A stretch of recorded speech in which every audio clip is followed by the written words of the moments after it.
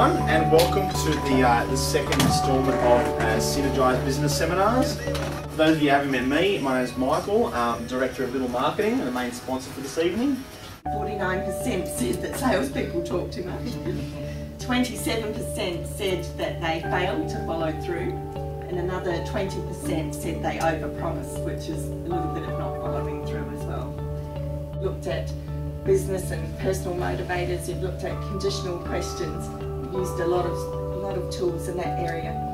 And then we finally asked the sweeping question, and we think we've got it all, and we offer the solution. So the top one there, what do you think one of the most important things for a salesperson to have is?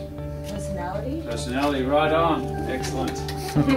So try and think about not only the great personality that everyone has here, and to be persistent, and don't always take no for an answer, but look at the plan and make sure that you have a plan for every meeting that you have. Interesting, like that. You come from a corporate perspective. I work in a charity.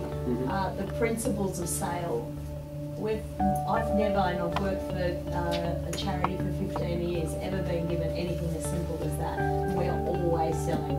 Yeah. What I've learned after 15 years is that if you don't have personality, you don't have empathy when you work in a charity, and you don't sell what you want to people. Yeah, and then we'll talk about networking in the fundraising world.